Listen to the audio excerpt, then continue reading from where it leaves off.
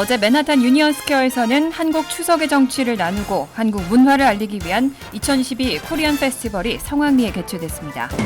뉴저지 팰리세이즈 파크의 공화당 스테파니장 시장 후보가 지난 2020년 시의원 예비선거 당시에 선거법 위반 혐의로 검찰 조사를 받게 됐습니다. 바이든 대통령이 중간선거를 겨냥해 내놓은 학자금 대출 탕감 정책에 법원이 제동을 걸었습니다. 연방국세청이 급격한 물가 상승률을 감안해 내년도 은퇴계좌의 적립한도를 상향 조정합니다. 올해 뉴욕 일원의 겨울은 예년보다 따뜻할 것으로 전망됩니다. 이상은 이 시각 주요 뉴스입니다. 시청자 여러분 안녕하십니까? KBN 뉴스입니다. 어제 맨하탄 유니언 스퀘어에서는 한국 추석의 정취를 나누고 한국 문화를 알리기 위한 2022 코리안 페스티벌이 성황리에 개최됐습니다. 비가 내리는 날씨에도 많은 사람들이 한국 문화에 관심을 보였습니다. 지한샘 기자가 다녀왔습니다. 한국 추석의 정취를 나누고 한국 문화를 미국 사회에 알리기 위한 2022 코리안 페스티벌이 성황리에 개최됐습니다. 어제 맨해튼 유니언 스퀘어 공원에서 열린 코리안 페스티벌. 간간히 비가 내리는 궂은 날씨 속에서도 한국 전통무용과 다양한 전통놀이, 먹거리를 즐기기 위한 사람들로 인산인해를 이뤘습니다. 행사를 주최한 뉴욕 한인의 찰스 윤 회장은 비가 내리는 날씨에도 불구하고 행사를 즐기러 온 뉴욕 시민들에게 감사하다며 앞으로 자랑스러운 한국 문화를 더 많은 분들에게 알릴 수 있도록 더욱 발전하는 코리안 페스티벌이 될 수 있게 노력하겠다고 말했습니다. 여기 유니언 스퀘어 페스티벌은 아무래도 여기 뉴욕 주민들이 대체로 이제 그 구성원이 돼가지고 오늘 참여를 한 것 같습니다. 내년에는 좀 더 이 코리안 페스티벌을 확대를 시켜서 더 큰 행사로 하면 좋겠습니다. 뉴욕주 정치인들과 한인 단체장들의 축사로 시작된 코리안 페스티벌은 한국에서 초청된 최양순 세종전통무용단과 전주 대사슴놀이 보존회의 화려한 공연으로 관중들의 시선을 사로잡았고 이어진 뉴욕대학교 K-팝 그룹 케네스와 대한태권도협회의 열기 넘치는 무대에 열렬한 호응이 더해졌습니다. 이날 행사는 공연뿐만 아니라 다양한 체험 프로그램도 큰 인기를 끌었습니다. 뉴욕 한인 회장배 씨름대회에는 뉴요커들도 참가해 큰 인기를 끌었고 한국 전통 노래를 체험해보려는 사람들이 줄을 지어 기다렸습니다. It's very fun, very nice to see these activities in New York now that we see people coming out. We love to come out with the kids to these events. And we really enjoyed the Korean belt wrestling. It was a lot of fun and also seeing all the music. And I think my best part is celebrating the Korean culture and getting to see all the different performances and getting to learn more a little bit about Korean, its people, its food, and its culture in general. 독도 홍보관도 한국 알리기에 한몫했습니다. 독도 모양 만들어보기, 독도 모양 목걸이 만들기 등의 프로그램을 통해 동해와 독도의 역사를 알렸고 한복 체험이나 감 만들기 등 여러 부스에서 준비한 다양한 프로그램을 통해 한국 문화를 미국 사회에 알리고 그 위상을 높이는 데 앞장섰습니다. KBN 뉴스 지한샘입니다. 11월 중간선거가 약 2주 정도 남았는데 유권자들의 가장 큰 관심사는 경제와 인플레이션 이슈였습니다. 유권자들은 이런 주요 이슈에서 민주당보다는 공화당을 더 신뢰하는 것으로 나타났습니다. 정치 전문 매체 폴리티코는 ABC 뉴스와 입소스가 21일부터 이틀간 실시한 여론조사 결과를 통해 유권자들이 주요 이슈들과 관련해 민주당보다 공화당을 더 신뢰하는 것으로 나타났다고 보도했습니다. 조사 결과 경제와 유가 부문 모두에서 유권자의 36%는 공화당을 민주당보다 더 신뢰한다고 대답했습니다. 공화당을 민주당보다 더 신뢰하는 비율은 경제 부문에서 12%포인트, 유가에서 14%포인트 더 높았습니다. 다만 낙태와 기후변화, 코로나19, 총기 사고 부문에서는 민주당이 여전히 공화당보다 더 신뢰를 받았습니다. 하지만 폴리티코와 모닝 컨설팅 여론조사 결과 유권자들의 가장 큰 관심사는 경제와 인플레이션 이슈인 것으로 나타났습니다. 낸시 펠로시 하원 의장은 어제 MSNBC에서 유권자들이 경제에 있어서 민주당을 신뢰하지 않는다는 생각에 동의하지 않는다며 공화당은 정작 인플레이션에 대한 대책이 없다고 말했습니다. 한편 미국인들은 양당 지지자 모두 이번 중간선거와 관련해 기록적인 수준의 높은 관심을 보였습니다. NBC 뉴스 여론조사에 따르면 등록 유권자의 70%는 10점 만점에서 이번 선거에 9점에서 10점의 관심도를 표했습니다. MBC가 매년 이 시점에서 실시하는 중간선거 관련 여론조사 기록 가운데 가장 높은 수치입니다. 투표일이 다가오면서 한인들의 투표 참여를 독려하는 캠페인도 잇따라 개최되고 있습니다. 펠팍 한인 유권자협의회는 지난 주말 거리 캠페인을 개최하고 참여를 당부했습니다. 이한마음 기자가 보도합니다. 이번 선거에서 민주당과 공화당의 한인 후보자들이 시장과 시의원에 출마해 치열한 접전을 펼치고 있는 팰리세이즈 팍. 펠팍은 한인 유권자들이 전체 유권자의 절반을 차지해 한인들의 표심이 차기 시장과 시의원을 결정할 수 있는 타운입니다. 투표 참여를 통한 한인들의 정치적 신장을 펼쳐온 펠팍 한인 유권자협의회는 지난 주말 거리 캠페인을 개최하고 투표 참여를 당부했습니다.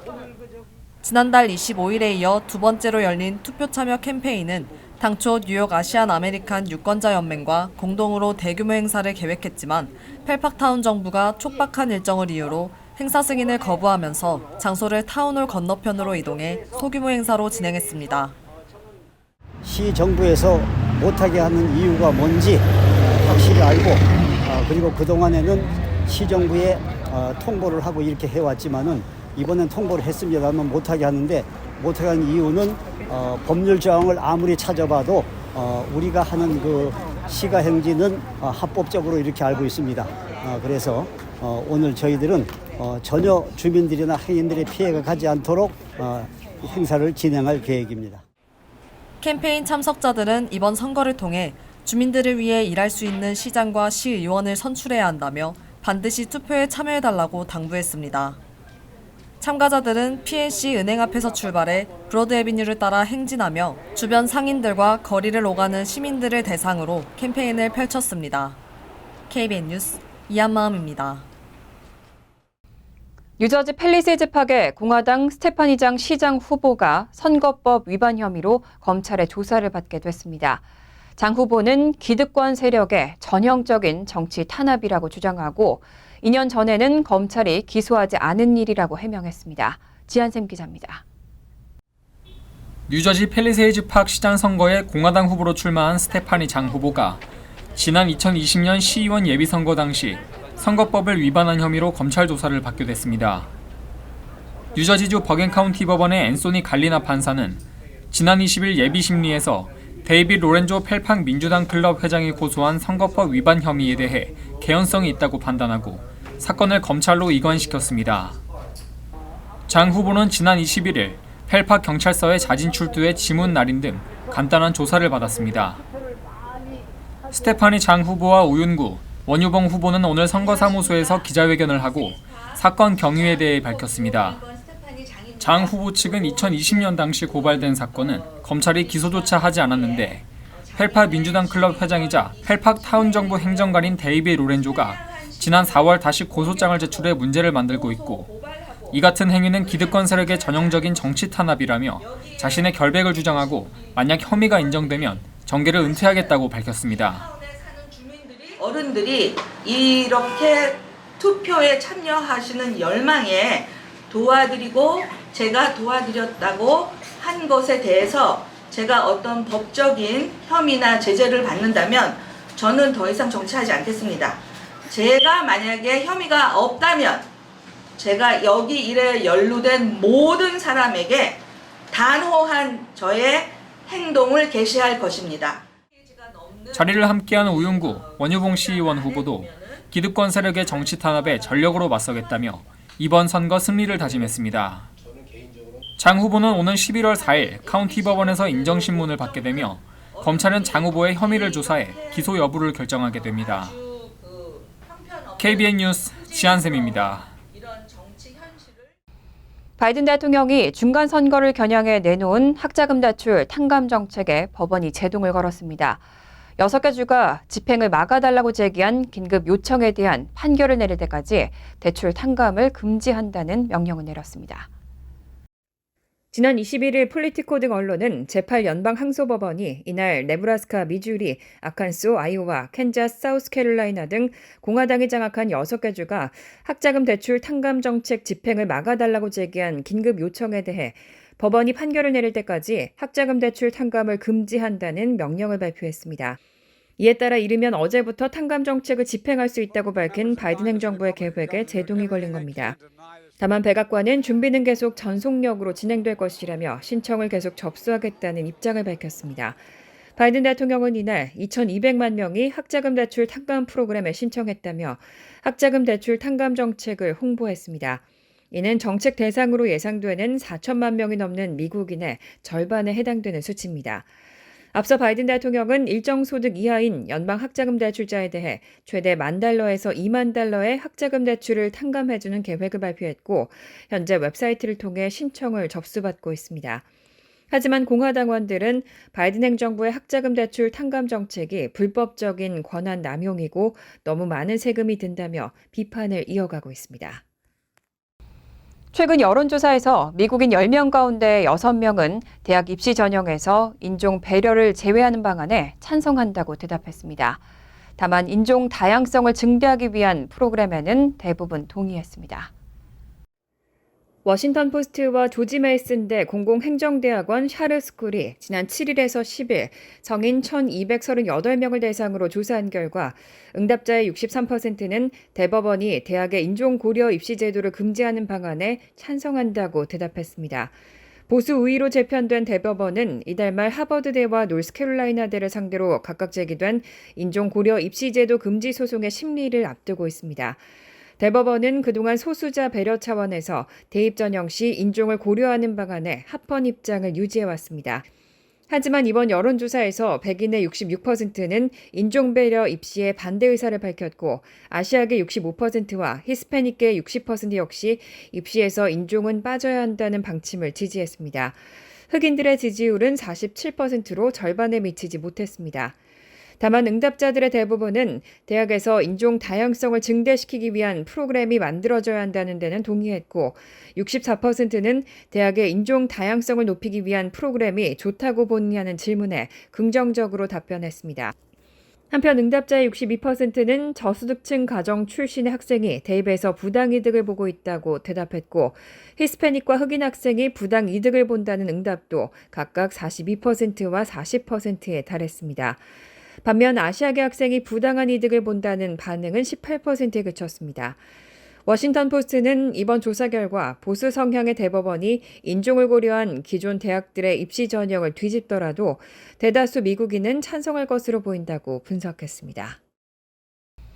뉴욕에서 소아마비 바이러스가 발생하면서 보건당국은 20여 년 만에 경구용 소아마비 백신 사용을 검토하고 있습니다. 현재 사용되고 있는 백신이 예방에는 효과적이지만 전염을 막아주진 못하기 때문입니다. 질병통제예방센터 CDC가 2000년 이후 처음으로 먹는 소아마비 백신을 사용하는 것을 고려하고 있습니다. CDC는 먹는 소아마비 백신을 언제 사용할 필요가 있는지에 대한 기준 마련을 위해 자체 팀을 만들었고 지난 19일 전문가들이 참석한 가운데 처음 회의를 열었습니다. 뉴욕주 주정부도 질병 발생에 대응하기 위해 CDC와 향후 잠재적 옵션에 대해 협력하고 있다고 밝혔습니다. 앞서 지난 7월 뉴욕주 라클랜드 카운티에서 20살 남성이 9년 만에 처음으로 소아마비 확진 판정을 받은 사례가 나왔습니다. 이 지역 하수의 시료에서는 소아마비 바이러스가 검출됐고 뉴욕시의 하수에서도 지난 8월 바이러스가 검출되면서 뉴욕주와 뉴욕시는 소아마비에 대한 적극적인 대응을 강조해왔습니다. 미국은 현재 불활성화 소아마비 백신을 사용하고 있는데 이는 소아마비 예방에는 매우 효과적이지만 전염을 막지는 못하는 것으로 알려져 있습니다. 그런데 먹는 소아마비 백신은 바이러스 전염을 멈추는 데 훨씬 더 효과적입니다. 하지만 돌연 변이를 일으킬 수 있는 바이러스 변종을 포함하고 있기 때문에 백신 접종을 하지 않은 사람들을 마비시킬 수 있다는 단점이 있어 보건당국은 2000년부터 먹는 백신 사용을 금지해왔습니다. 연방국세청이 급격한 물가 상승률을 감안해 은퇴계좌의 적립 한도를 상향 조정합니다. 2023년 1월부터는 401K의 경우 $2,000 오른 $25,000까지 상향 조정됩니다. 지난 21일 연방국세청 IRS의 발표 내용에 따르면 내년부터 직장 은퇴저축인 401K의 연간 적립 한도는 $2,000 오른 $22,500까지 상향 조정되고 개인 은퇴저축인 IRA는 $500 오른 1인당 $6,500로 조정됩니다. 401K가 내년에 $2,000 오른다는 것은 9.8%가 늘어난다는 것으로 해당 프로그램 시행 이후 연간 기준으로는 최대 인상폭입니다. 현재 직장에 다니는 직원 6천만 명은 고용주들과의 공동 불입으로 401K를 적립하고 있는데 2022년 현재 총 7조 3천억 달러 정도의 은퇴 자금을 적립하고 있습니다. 또 개인 은퇴저축 IRA의 연간 적립 한도도 늘어납니다. IRA의 연간 적립 한도는 1인당 현재 $6,000에서 내년에는 $6,500로 오르고 특히 50세 이상 연령층의 적립 한도는 기존의 $7,000에서 $7,500로 상향됩니다. 현재 IRA는 직장에 다니지 않는 미국인 5천만 명 이상이 1인당 평균 $15만 7천 적립하고 있는 것으로 나타났습니다. 한편 전문가들은 최근 물가가 40년 만에 최고치인 8%대로 오르면서 납세자들의 과세 기준액을 올린 데 이어 은퇴 저축들의 적립 한도를 상향 조정한 것으로 분석하고 있습니다. 이번 회계연도 멕시코를 통해 미국으로 불법 입국을 시도한 중남미 이주민 행렬이 역대 최대치를 기록했습니다. 단속된 불법 입국 건수가 238만 건에 달했습니다. AP통신 보도에 따르면 세관 국경보호국은 2021년 10월 1일부터 2022년 9월 30일까지인 2022 회계연도에 미국과 멕시코 국경에서 불법 입국 238만 건을 단속했습니다. 이전 회계연도의 173만 건보다 37% 증가한 수치이고 전임 트럼프 대통령 재임 기간 최대치의 2배 이상입니다. 이들 상당수는 CBP에 의해 멕시코로 추방된 뒤 다시 입국을 시도하다 걸린 것으로 나타났습니다. CBP는 지난달에만 22만 7,547건을 단속했는데 이 가운데 베네수엘라와 쿠바, 니카라과 3개국에서 온 이주민이 7만 8천 건에 달했습니다.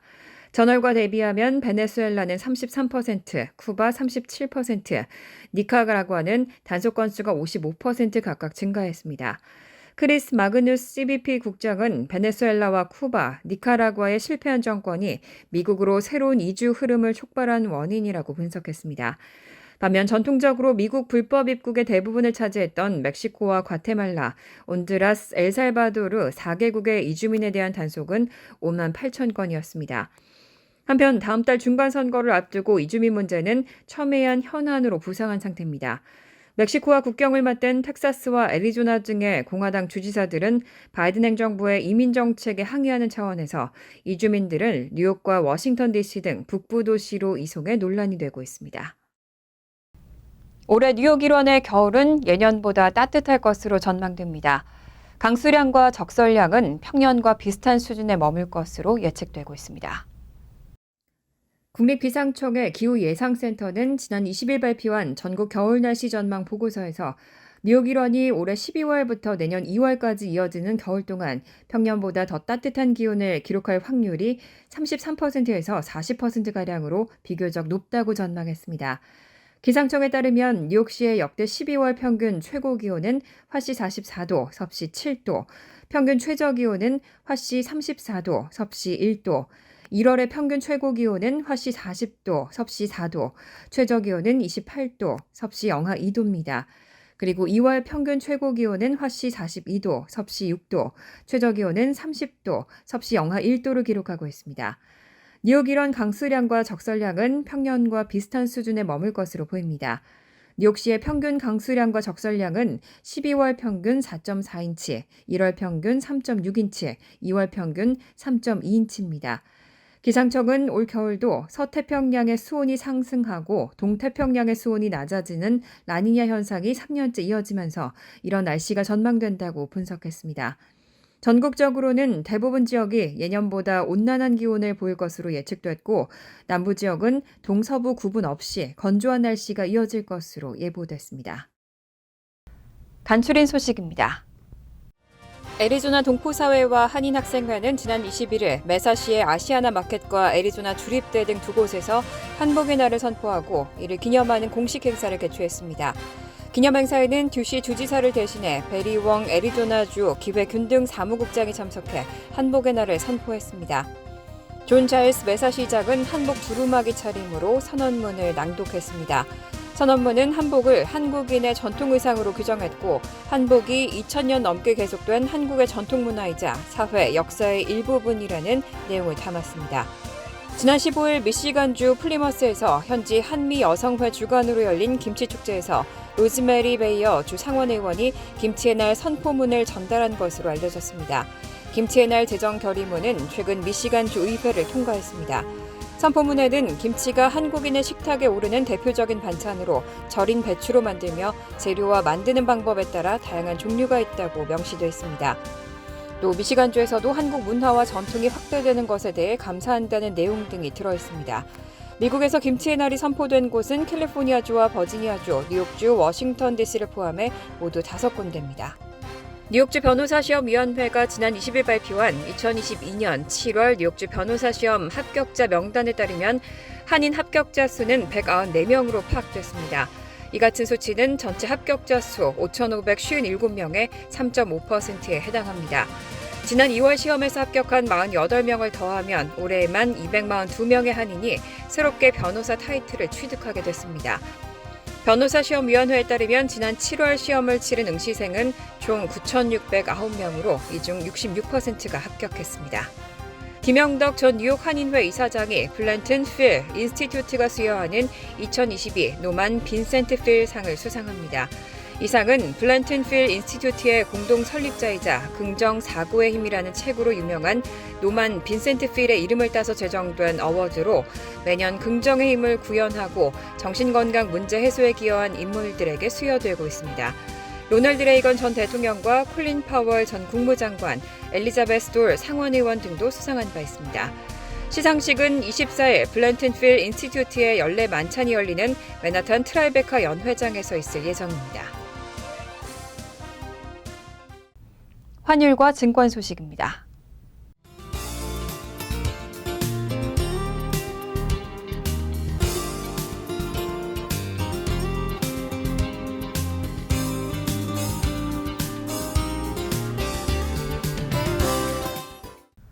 이어서 날씨입니다.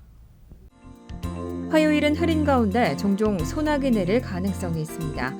낮 최고 기온은 69도, 섭씨 21도, 밤 최저 기온은 63도, 섭씨 17도로 예상됩니다. 수요일도 흐린 가운데 소나기 가능성이 있겠습니다. 목요일은 화창하겠습니다.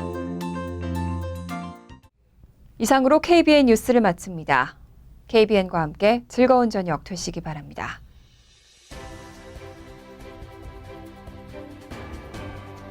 미 동부 최대 한인방송 KBN이 제작하는 KBN 뉴스는 웹사이트 mykbn.com 그리고 유튜브와 페이스북에서 다시 보실 수 있습니다. 좋아요, 구독, 알림 설정은 뉴스 제작에 큰 도움이 됩니다.